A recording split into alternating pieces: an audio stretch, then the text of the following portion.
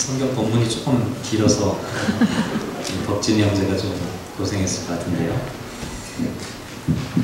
오늘 온가족 찬양 예배인데요. 저는 가끔 그런 생각 해볼 때가 있어요. 찬양은 지난번에 했던 거를 반복해도 큰 문제가 없잖아요. 오히려 어떤 순간에는 전에 불렀던 그 찬양이 참 은혜가 되는 그런 경우가 많이 있습니다. 근데 왜 설교는 그렇게 하면 안 될까? 찬양하고 설교 비슷할 것 같은데 찬양도 리바이벌 하듯이 설교도 리바이벌 하면 어떨까? 그럼 어떻게 될까요? 제가 만약에 지난주에 했던 설교 성령의 매어라고 하는 설교를 이번 주에 똑같이 다시 시작한다고 하면 어떻게 될까요? 은혜가 되겠죠? 아닌가요? 아마 이곳저곳에서 아마 웅성거리는 소리가 들릴 텐데 목사님이 치매에 걸리셨나 이렇게 생각하실지도 모르겠는데요. 제가 지난번에도 한번 말씀드렸지만 용기가 없어서 설교는 반복 못하지만 예화는 반복할 수 있습니다. 예화 이런 얘기 한번 드렸어요. 어떤 목사님이 교회에 새로 부임하였을 때 첫 번째 설교를 기가 막히게 했다고 말씀드렸습니다. 교인들이 너무 기뻐했어요. 야, 우리가 목사님 제대로 청빙했다. 그런데 다음 주일날 그 목사님이 똑같은 설교를 또다시 했다라고 말씀드렸습니다. 그때 몇몇 집사님들이 웅성웅성거렸어요. 이게 어떻게 된 거지? 그러자 마음씨 너그러운 어떤 집사님이 이렇게 말씀하셨어요. 목사님이 부임하느라고 이사하느라고 너무 힘드니까 아마 좀 착각하셨나봐. 조금 기다려봐. 세 번째 주일이 됐는데 처음에 부임했을 때 했던 설교를 똑같이 다시 한번 하게 되었습니다. 그러자 어떤 용기 있는 교인이 손을 들고 목사님께 이렇게 질문하죠. 목사님 3주나 걸쳐서 똑같은 설교를 하셨습니다. 언제 새로운 설교를 하실 겁니까? 이렇게 질문하니까 그 목사님께서 이렇게 대답했다고 그러죠. 여러분들이 이 말씀을 듣고 정말로 삶 속에서 그 말씀대로 살아가기 시작할 때 그때 새로운 설교가 시작될 겁니다. 이렇게 이야기를 했습니다. 오늘 본문에 나와 있는 상황이요. 딱 이와 비슷한 상황이에요. 오늘 본문 사도행전 11장에 나와 있는 이야기를 보면 바로 앞에 나와 있던 사도행전 10장에 나와 있는 사건을 그대로 반복하고 있습니다. 물론 이 복음서를 보면요. 한 사건이 마태복음에도 있고 마가복음에도 있고 누가복음에도 있고 요한복음에도 있고 이런 경우 많아요. 한 사건을 복음서 여러 군데에 똑같이 기록하고 있는 부분들이 상당히 많이 있다는 것이죠. 그런데 같은 책에서 똑같은 이야기를 반복하고 있지는 않아요. 마태복음에서 똑같은 이야기를 2번 반복하는 경우는 없다는 거예요. 그런데 유독 사도행전을 보면 똑같은 이야기를 반복하고 있는 경우가 참 많이 있어요.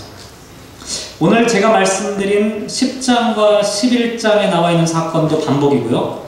또 어떤 반복이 있냐면 9장과 22장과 26장에도 똑같은 이야기가 반복되고 있어요. 무슨 얘기냐면 사도 바울의 회심 사건이에요. 10장과 11장에 나와 있는 것은 베드로의 회심 사건이고 9장과 22장과 26장에 나와 있는 사건은 사도 바울의 회심 사건이에요. 동일한 주제가 5번에 걸쳐서 반복되고 있다는 것이죠. 누가가 왜 이렇게 했을까를 한번 생각해 볼 필요가 있습니다. 왜 똑같은 설교를 자기 책 사도행전 그 한 권 가운데 5번이나 같은 주제를 지금 반복하고 있다는 것이죠. 쉽게 이렇게 생각할 수 있겠죠? 너무 중요하기 때문에. 누가가 보기에 가장 중요한 게 뭐냐면 회심이다, 변화다. 지금 이렇게 생각했다는 거예요. 그렇기 때문에 동일한 주제를 5번에 걸쳐서 계속해서 반복할 수밖에 없었다. 이렇게 말씀드릴 수가 있고요. 실제로 이 사건은 너무너무 중요한 사건입니다. 베드로가 경험한 10장과 11장에 나와 있는 이 고넬료라고 하는 이방인에게 세례를 베푸는 이 장면은요. 사도행전 중에서 뿐만 아니라 교회의 역사 가운데 가장 중요한 사건을 꼽으라고 하면 꼽을 수 있을 정도로 이렇게 중요한 사건입니다. 베드로를 통해서 이방인에게 세례를 베풀게 했다라고 하는 이 사실이 너무나 중요하다는 것이죠. 우리가 흔히 알기로 이방인의 사도는 사도 바울로 알려져 있잖아요. 그런데요, 사도 바울도 베드로의 이 사건이 없었다면 사도 바울도 아마 없었을지도 모릅니다. 사도 바울이 사도 바울 될 수 있었던 가장 결정적인 이유가 바로 10장, 11장에 나와 있는 이 사건이 있었기 때문에, 베드로가 먼저 이방인들에게 세례를 주는 이 사건이 있었기 때문에 나중에 사도 바울의 사건도 생겨날 수가 있었다는 것이죠. 머릿속에 한번 상상해보면 이렇게 상상해볼 수가 있어요. 만약에 베드로가 이방인에게 세례를 주고 또 성령의 역사를 증거하지 않고 바울이라고 하는 사람 아니면 다른 사람이 그와 같은 일들을 경험하고 그렇게 했다면 어떻게 됐을까? 제 생각에는요, 분명히 그렇게 됐으면 교회가 분열됐을 가능성이 큽니다. 바울의 입장을 따르는 교회와 유대주의 입장을 따르는 예루살렘 교회는 분명히 분열했을 가능성이 큽니다. 그런데 유대주의자였던 예루살렘 교회의 지도자였던 베드로가 경험한 사건이었고, 베드로가 앞장서서 이 일을 설명하고 있기 때문에 교회가 분열되지 않았다는 거예요. 누가는 이 사실이 너무 중요하다고 생각한 거예요. 그래서 이 사건을 거듭 반복해서 말하고 있다는 것이죠. 또 다른 이유도 생각해 볼 수 있어요. 누가가 똑같은 회심과 변화에 대한 이야기를 계속 반복해서 이야기할 수밖에 없는 것은 제가 조금 전에 말씀드린 그 예화와 연관이 되어야 돼요. 목사님이 똑같은 설교를 3번이나 걸쳐서 반복할 수밖에 없었던 것은 뭐냐면, 그 설교가 참으로 중요했기 때문이기도 하지만 동시에 그 설교가 중요함에도 불구하고 사람들의 마음 가운데 아직 진정한 변화가 일어나지 못하고 있기 때문이었다는 것이죠. 아마 누가도 마찬가지 입장이었을 가능성이 있습니다. 누가는 이 사건이 너무 중요하다고 생각했어요. 신앙생활 가운데 회심과 변화만큼 중요한 게 없다는 거예요. 그래서 5번에 걸쳐서 이야기를 계속해서 반복하고 있는데 사람들은 이 중요성을 깨닫지 못한다는 거예요. 이 회심과 변화의 중요성을 인식하지 못하고 있기 때문에 누가는 이야기를 계속 반복할 수밖에 없었다는 거죠. 나중에 혹시 제가 똑같은 설교를 반복하더라도 이런 이유가 있을 테니까 그렇게 이해하시고 네. 어쨌든 오늘 누가가 반복하고 있는 이 설교에 담겨져 있는 그 의미를 함께 생각해 봤으면 좋겠는데요. 11장 1절 먼저 사건의 시작을 한번 보면요, 1절에 이렇게 기록하고 있죠. 유대에 있는 사도들과 형제들이 이방인들도 하나님의 말씀을 받았다 함을 들었더니, 유대에 있는 사도들과 형제들, 여기 나와 있는 사도들은 베드로를 제외한 나머지 사도들을 가리키고요, 형제들은 당시의 기독교 공동체를 일반적으로 지칭할 때 사용하는 그러한 표현들입니다. 다시 말씀드리면 교회의 지도자였던 사도들과 그리고 교회에 속해 있던 모든 성도들을 가리킨다라고 말씀을 드릴 수가 있습니다. 그런데 이들이 어떤 소식을 들었습니까? 이방인들도 하나님의 말씀을 받았다라고 하는 소식을 듣게 되었습니다. 바로 앞에 나와 있는 사도행전 10장에 나와 있는 사건을 나타냈죠. 고넬료와 그의 가족에 있는 사람들이 세례를 받고 성령의 역사를 체험하게 된 이 사건, 이방인도 하나님의 말씀을 받았다. 앞에서도 말씀드렸지만 이 사건은 너무너무 중요한 사건이에요. 지금까지는 복음이 유대인에게서 유대인에게로 전파되었습니다. 유대인의 바운더리를 넘어본 적이 없어요. 그런데 처음으로 이방인에게 복음이 증거되기 시작했다는 것이죠. 물론 사도행전 9장까지 있는 이야기를 쭉 살펴보면 바울이 다메섹에서 전도하는 이야기도 나와 있고요, 또 8장에 있는 이야기를 보면 빌립이 에디오피아 내시에게 전도하는 그런 장면도 나와 있습니다. 그런데 이때 있었던 사건들은요, 전부 다 유대인 개종자이거나 아니면 디아스포라 유대인이에요. 유대인의 바운다리를 벗어난 게 아니라는 거예요. 지금까지는 실질적인 이방인에게 복음을 증거한 것이 아니라 이방인이었지만 유대인으로 개종했던 사람들, 아니면 디아스포라 되어서 이방인 지역에 살았던 사람들에게 복음을 증거한 그와 같은 경우가 있다. 그런데 여기 나와 있는 이 고넬료의 사건은 좀 달랐다는 겁니다. 순수한 이방인이었다는 것이죠. 물론 학자들마다 고넬료에 대해서 여러 가지 해석하시는 분들도 있어요. 왜냐하면 10장 2절 말씀, 우리 한 장 앞으로 넘겨보실까요? 10장 2절 말씀에 보면 같이 한번 읽어보시죠. 10장 2절 읽겠습니다. 시작. 그가 경건하여 온 집안과 더불어 하나님을 경외하며 백성을 많이 구제하고 하나님께 항상 기도하였다. 이렇게 나와 있어요. 이 말씀 보면 이 고넬료라고 하는 이 사람도 유대인으로 개종한 이방인이다, 이렇게 생각할 가능성이 상당히 크다는 것이죠. 왜냐하면 하나님을 경외하고 하나님께 기도하였다 이렇게 나와 있기 때문에 그래요. 그런데 많은 학자들은 이렇게 봅니다. 여기에 나와 있는 하나님을 경외하고 하나님께 기도하였다라고 하는 것은 고넬료라고 하는 사람이 개종했다라고 하는 의미라기보다는 그만큼 고넬료의 삶이 윤리적이었고 또 유대인들이 보기에도 바른 삶을 살고 있었다는 것을 강조하는 표현했다는 것이죠. 왜냐하면 11장에 나와 있는 이 사건을 보면 바로 그 이유를 우리가 분명히 알 수 있게 된다는 것이죠. 11장 2절 말씀에 보면 고넬료에게 복음을 전파했다라고 하는 소식을 들은 사람들의 반응이 뭐였냐면 11장 2절 다시 한번 보시죠. 베드로가 예루살렘에 올라갔을 때에 할례자들이 비난하였다 이렇게 나와 있습니다. 여기 나와 있는 비난한다는 것은요, 그냥 수근수근한 정도의 비난이 아니에요. 원래 의미를 찾아보면 정죄하는 겁니다. 베드로를 정죄하였다는 겁니다. 왜 정죄했습니까? 3절에 보면 이르되 내가 무할례자의 집에 들어가 함께 먹었다 이렇게 나와 있습니다. 고넬료와 함께 베드로가 식탁을 나눴다라고 하는 사실이 심각한 문제를 일으키고 있다는 거죠. 만약에 고넬료가 이방인에서 개종한 유대인이었다면 이런 문제가 일어날 리가 없었다는 것이죠. 그런데 고넬료는 순수하게 이방인이었다는 것이죠. 순수하게 무할례자였다는 것이죠. 그런데 베드로가 그 사람과 함께 식탁을 나눴다는 것은 당신들의 율법에 볼 때 심각한 그와 같은 문제가 될 수가 있었다는 것이죠. 그래서 정죄하였다라고 하는 이야기를 하고 있다는 것이죠. 이게 참 아이러니한 일이에요.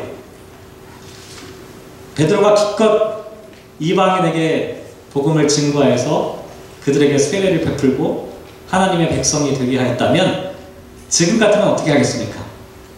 마땅히 환영하고 그거 잘했다, 수고했다, 그 사람들에게 가서 세례하고 그 사람들을 복음을 전하느라고 얼마나 애를 썼을까, 이렇게 격려하고 아마 축복했을 것입니다. 근데 이 사람들의 마음은 그렇지 않았다는 거예요. 인도 우화에 이런 얘기가 있어요. 어떤 농부가 있는데요, 논을 개간했어요. 논에 댄 물이 아주 많은 양분을 제공해 주었기 때문에 그 논이 엄청 기름지게 되었어요. 많은 수확을 얻게 되었어요. 근데 이 농부가 보기에 자기들의 물이 밑으로 흘러가서 다른 사람의 논에도 연결되어 있다는 사실을 보게 되었어요. 이게 너무 아깝고 못마땅했던 거예요. 그래서 다음에는 이 농부가 어떻게 했냐면 자기 논의 물이 빠져나가지 못하도록 담을 쳐놨어요. 막아놨어요. 농부의 논에 물이 가득하게 되었다는 것이죠. 그런데 다음에 그 농부의 농사는 완전히 망해버렸어요. 물이 빠져나갈 곳이 없으니까 그 논에 있었던 그 벼가 모두 뿌리째 썩어버렸기 때문이라는 것이죠. 우리가 자칫 잘못하면 이렇게 살아가기가 참 쉽습니다. 작은 욕심과 기득권 때문에 무엇이 본질인지를 깨닫지 못할 때가 많이 있다는 것이죠. 도대체 본질이 무엇입니까? 교회의 본질이 무엇입니까? 사도들과 제자들은 왜 이 본질을 깨닫지 못했을까요? 이방인들이 그리스도인이 되고 하나님의 말씀을 받았다라고 하는 사실보다 더 감격스럽고 기쁜 일이 어딨습니까? 따지고 보면 자기 자신들이 구원받게 된 것이 할례 받았기 때문이 아니었어요. 할례 받았기 때문에 구원받은 것이 아니라 예수 그리스도의 죽음과 부활이라고 하는 이 구속의 사건을 통해서 은혜로 받은 사건이었다는 것이죠. 다만 초기 기독교인들이 유대교 공동체로부터 시작되었기 때문에 거기에 있는 모여 있었던 사람들이 대부분이 다 유대인 할례받은 사람이었을 뿐이지, 할례를 받고 또 구약의 율법을 따라 살았다는 그 이유만으로 그들이 구원받은 백성이 아니었다는 것이죠. 그럼에도 불구하고 이들은 자신들의 전통과 관습에 집착하고 있었다는 것이죠. 이방인들도 하나님의 말씀을 받게 되었다는 하는 사실에 감격하기보다는 왜 당신이 이방인과 함께 식탁을 나누느냐고 베드로를 비난하고 정죄하는 그 같은 모습이 바로 여기에 있었다는 거죠. 근데 사실 따지고 보면요, 베드로도 처음엔 그랬어요. 저와 여러분도 처음에는 다 그럴 수 있다는 거예요.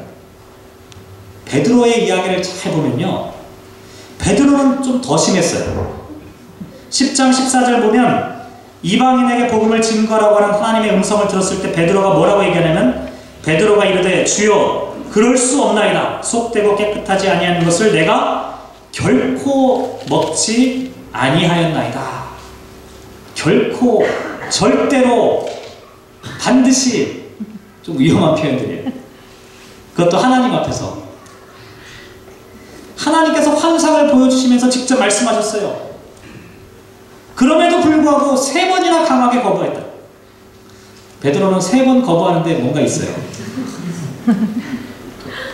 예수님을 3번씩 부인했잖아요. 그 다음에 내 양을 먹이라고 3번이나 강구하셨을 때도 뭐라고 대답할까요? 오늘 본문에서도 3번씩이나 환상을 보여주셨다. 어쨌든 하나님께서 베드로에게 강권적으로 역사하셨습니다. 결국 어쩔 수 없이 고넬료를 찾아가서 세례를 주게 되었는데요. 10장 45절에 보면 이렇게 나와 있어요. 베드로와 함께 온 할례받은 신자들이 이방인들에게도 성령 부어주심을 말미암아 놀라니, 이렇게 되어 있어요. 여기 놀랐다라고 하는 표현은요, 그냥 깜짝 놀라는 이 정도가 아니라요, 정신을 잃을 정도로 놀라는 거예요. 기절할 정도로 놀라는 거예요. 미칠 정도로 놀라는 얘기예요. 무슨 얘기냐면, 하나님께서 베드로에게 말씀하셔서 야, 너 가서 한번 그 사람들에게 세례를 베풀어 봐. 그래서 그냥 못 이기는 척하고 베드로가 가서 세례를 베풀었는데, 그때 어떤 일이 벌어졌냐면 하나님의 성령이, 여기 두 번째 성령 강림의 사건이에요. 첫 번째 강림 사건은 사도행전 2장에 나와 있는 강림 사건인데, 여기 나와 있는 사건이 두 번째 성령 강림 사건. 이방인에게 성령이 강림하는 이와 같은 사건들을 경험하게 되고 깜짝 놀라게 됐다는 거예요.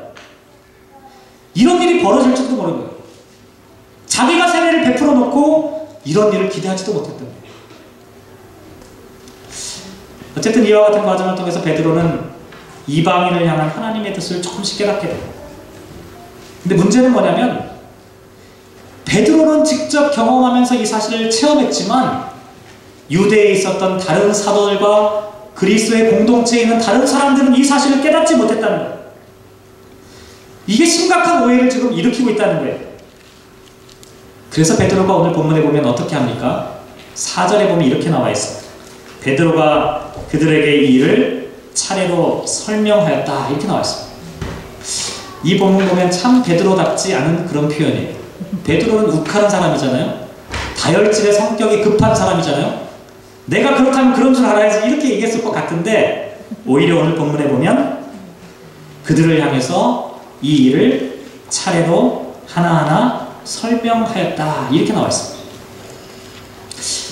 아마도 성령 강림을 경험하게 되면요, 성격도 바뀌는 것 같아요.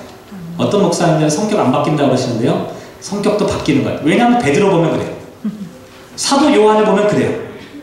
하나님의 성령을 체험한 이후에 사람들은 근본적으로 바뀌게 되어 있다는 것이죠. 자기의 기질과 자기의 성격조차도 바뀌게 되어 있다는 거예요. 저와 여러분도 마찬가지입니다. 하나님의 성령이 우리를 사로잡게 되면 과거의 우리의 모습과는 전혀 다른 새로운 인간으로, 새로운 삶으로 살아갈 수밖에 없다는 것을 우리에게 말씀하고 있다는 거죠. 베드로가 이렇게 됐다는 거예요. 근데 사실은 베드로가 이렇게 설명할 수밖에 없었던 것은요, 자기도 시행착오를 겪었기 때문에 그래요. 자기도 하나님이 말씀하실 때 3번이나 강하게 부인했던 그한 전력이 있었기 때문에 그래서 이 사람들도 이해하지 못할 것을 너무나 당연하게 생각했다는 것이죠. 그래서 그 이야기를 하나하나 설명하기 시작한 거예요. 그게 5절부터 17절까지 오늘 본문 가운데 나와 있는 많은 부분이에요. 그런데 15절 말씀에 보면 이렇게 말씀하고 있어요. 내가 말을 시작할 때 성령이 그들에게 임하시기를 처음 우리에게 하신 것과 같이 하는지라. 이방인에게도 유대인들과 똑같은 성령 강림의 역사가 나타났다는 것을 이야기하고 있는 거죠. 또 17절 말씀에 보면 그런즉 하나님이 우리가 주 예수 그리스도를 믿을 때 주신 것과 같은 선물을 그들에게도 주셨으니 내가 누구에게 하나님을 능히 맡기느냐. 나는 하나님을 가로막을 수가 없다. 사실 예수님의 길을 가로막았던 적이 있었던 베드로는 두 번 다시 하나님의 길을 가로막고 싶지 않노라고 이렇게 고백하게 되었던 것입니다.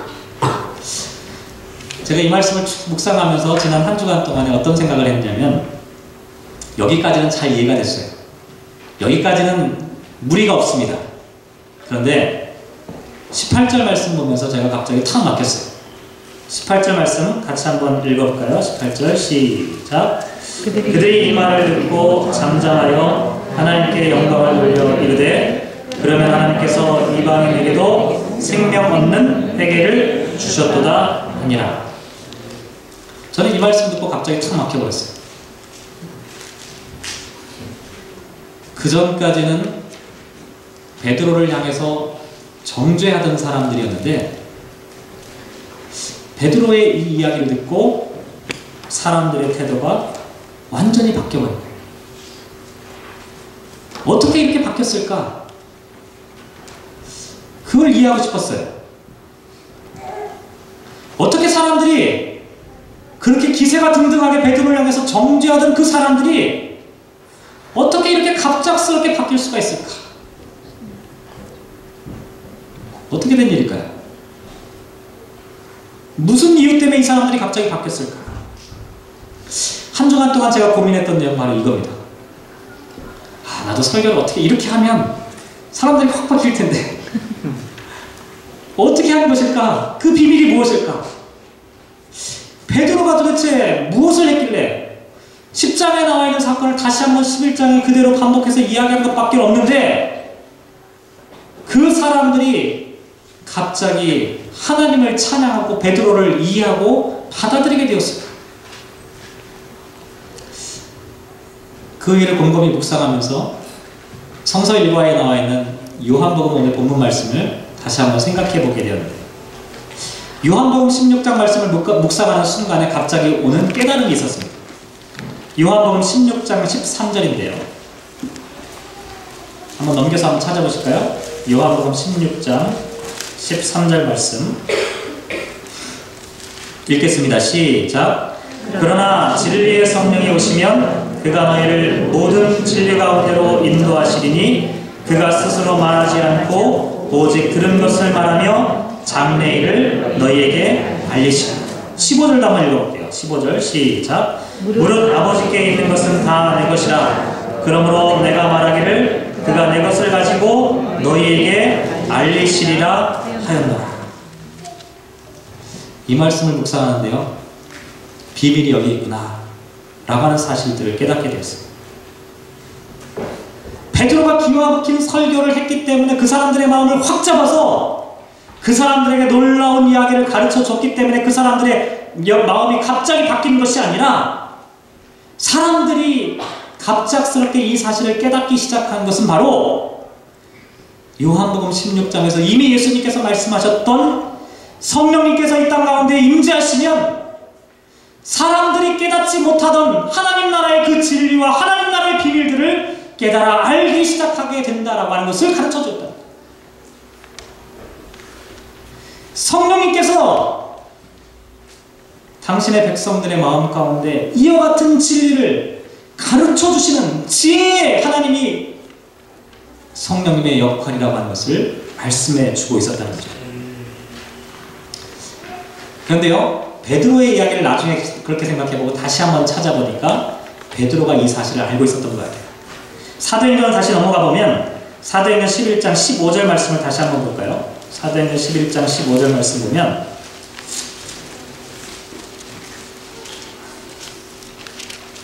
사도행전 11장 15절입니다. 시작. 내가 말을 시작할 때에 성령이 그들에게 임하시기를 처음 우리에게 하신 것과 같이 하는지라. 16절 계속이요. 16절 시작. 내가 주의 말씀에 요한은 물로 세례를 베풀었으나 너희는 성령으로 세례를 받으리라 하신 것이 생각나느라. 베드로가 지금 이 이야기를 풀어나가는 과정에서 무엇을 얘기하고자 하냐면, 내가 처음 말을 시작할 때 성령님께서 우리에게 하신 것을 똑같은 현상이 이들에게도 일어나고 있다는 사실을 깨닫게 하셨고, 주의 말씀, 예수님께서 이미 요한은 물로 세례를 베풀었으나 너희는 성령으로 세례를 받으리라 라고 하는 그 말씀하셨던 그 사건들이 다시 기억나게 되었다는 것이죠. 또 10장 44절 말씀에 보면 성령이 말씀 듣는 모든 사람에게 내려오셨다라고 하는 표현이 역시 또 같이 나와 있습니다. 베드로가 체험한 사건은 어떤 거였냐면, 성령의 역사하심이 사람들에게 예수님께서 하셨던 그때의 그 신비로운 말씀들을 하나하나 풀어주는 역할을 하고 있었다는 것이죠. 그때 그 순간에는 예수님께서 말씀하실 당시에는 무슨 얘기인지 몰랐어요. 그런데 이방인에게 세례를 주고 또 그들이 성령의 체험을 경험하는 그 사건들을 목격하면서 예수님께서 하셨던 그 말씀의 신비가 이제 하나하나 퍼즐을 맞춰가는 것처럼 풀려지기 시작한 거예요. 성령의 역사하심이 바로 이와 같은 것이구나라고 하는 것을 베드로가 깨닫기 시작했다라고 하는 것입니다. 성령이 임하시면, 성령이 역사하시면 사람들이 깨닫지 못하는 하나님 나라의 진리와 비밀들을 깨달아 알게 된다는 겁니다. 이게 베드로가 설교하고 가르쳐주자 사람들의 마음 가운데 오게 된 깨달음이었어요. 베드로의 설교가 뛰어나서가 아니라, 베드로의 능력이 뛰어나서가 아니라, 그 순간에 하나님의 성령이 베드로의 이야기를 들었던, 고넬료에게 함께 하셨던 그 성령 하나님께서 베드로의 이야기를 듣고 있는 다른 제자들과 다른 성도들의 마음을 휘감아 주셨기 때문에 베드로의 이야기를 하나님의 말씀으로, 하나님의 성령의 감동으로 받아들일 수 있게 되었다는 거예요. 결론은 거기에 있었어요. 제가 말씀을 묵상하면서 깨달은 것은 바로 그거였어요. 설교의 기교가 중요한 것이 아니라, 설교의 딜리버리가 좋다는 것이 중요한 것이 아니라, 중요한 것은 하나님의 성령이 우리 가운데 있느냐라고 하는 문제라고 합니다. 하나님의 성령이 우리 가운데 임하시면 하나님께서 우리의 마음 가운데 있는 하나님 나라의 진리를 깨달아 알 수 있는 그와 같은 눈을 우리로 하여금 깨닫게 하신다.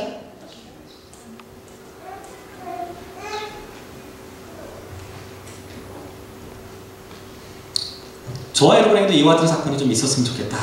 지난 한 주간 동안 말씀 묵상하면서 이런 생각들을 해보게 되었습니다. 강원도 예수원에서 사역을 하셨던 대천덕 신부님이 앵글리칸 성공회 신부님이시잖아요.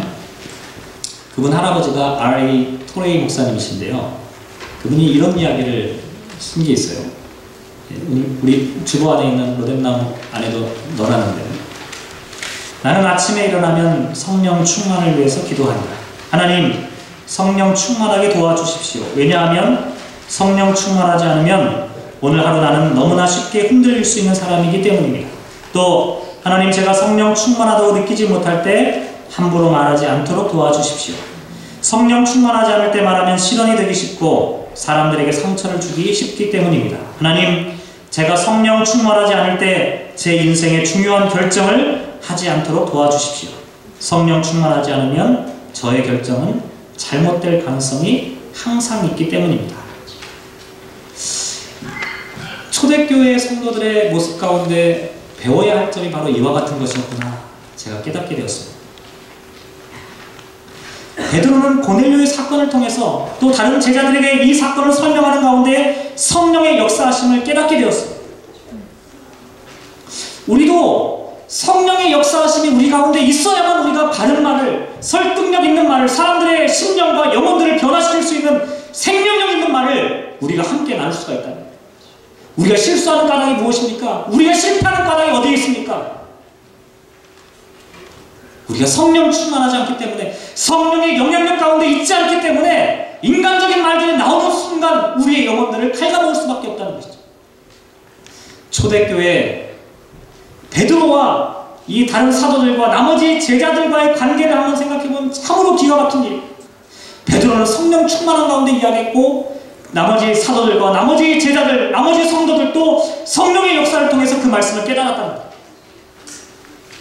그러니 처음에는 비난하고 정죄하던 사람들이 성령의 역사로 하나님의 말씀을 듣는 마음으로 베드로의 이야기를 들으면서 그 말씀을 가슴속에 받아들이며 하나님이 드디어 이방인에게도 하나님의 말씀을 증거하셨구나 라고 하는 고백을 할 수밖에 없었다는 것이죠.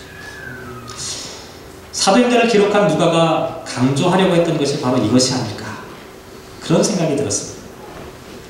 5번에 걸쳐서 변화에 대한 이야기가 기록된다고 말씀드렸습니다. 사도 바울의 회심 사건, 사도 베드로의 회심 사건. 이 변화는 모두 성령님께서 그들의 마음과 영혼을 바꾸신 사건이다라고 하는 것을 강조하고 있다는 것이죠. 근데 사실 제가 지난 부활절 이래로 지금까지 했던 설교도 결국 동일한 설교였습니다. 예수님의 부활 사건은 말씀으로 부활의 신비를 깨닫게 된다고 말씀드렸고, 감옥에 갇혔지만 가둘 수 없는 사람들 진리가 너희를 자유케 하리라고 하는 그 말씀과 연결되어 있었습니다. 세 번째 주일에 택한 그릇인 사도 바울에 대한 이야기도 말씀드렸는데, 택한 그릇 사도 바울의 회심도 말씀의 빛을 통해 새롭게 되는 이야기였습니다. 지난주에 성령의 메인 사랑에 대해서 말씀드렸는데요, 역시 성령의 메인 사랑, 성령의 간섭을 받는 사람, 성령에 의해 말씀의 통제를 받는 사람을 성령의 메인 사람이라고 말씀하고 있다는 것이죠. 오늘 본문에서 누가는 베드로의 회심을 통해서 성령께서 일으키시는, 성령께서 말씀을 깨닫게 하시고 알게 하시는 사건이라고 다시 한번 강조하고 있다는 것이죠. 저와 여러분에게도 지난 5주간에 걸쳐서 똑같은 말씀을 다른 각도에서 우리에게 허락해 주신 까닭이 무엇인지를 생각해 볼 필요가 있습니다. 부활절 이후로 이 성령 강림절까지 성령을 사모하고 기다리며 준비하는 그와 같은 기간입니다. 예루살렘을 떠나지 말고 이곳에서 함께 기도하며 끝까지 하나님의 성령이 임재하기를 사모하며 기도하라고 하신 주님의 마지막 당부가, 그 이유가 여기에 있었다는 것이죠. 초대교회가 생명력을 갖고 하나님의 위대한 진리의 말씀을 선포할 수 있었던 그 이유와 까닭은 하나님의 성령을 사모했던 하나님의 백성들이 그 공동체 가운데 끊임없이 하나님을 사모하는 그 성도들에 의해 모여졌던 교회였기 때문이라는 것이죠. 스톡홀름 부근에 있는 한 호수가 아주 심각하게 오염된 적이 있다고 합니다. 여러 가지 방법을 통해서 그 호수를 정화시키려고 시도를 했다고 합니다. 그런데 여러 가지 방법을 시도했지만 성공하지 못했는데요, 이런 기술을 사용했다고 해요. 압축 공기 기술을 통해서 정화하는 그런 시스템을 개발을 했다고 합니다. 무슨 얘기냐면 산소가 거의 없는 호수 깊은 바닥에 있는 물을 압축기로 빨아들여서 압축기 속에 있는 이 공기와 섞어가지고 다시 호수로 보내는 그 같은 방법이었다고 합니다. 이렇게 하면 호수의 온도가 올라가거나 변화되지 않기 때문에 환경 문제도 일으키지 않고 밑바닥에 있는 그 호수에 산소를 공급해주기 때문에 이제 수많은 물고기와 생명체들이 살아날 수 있는 그런 방법이 되었다고 해요. 그 이야기를 제가 보면서 그런 생각이 들었습니다.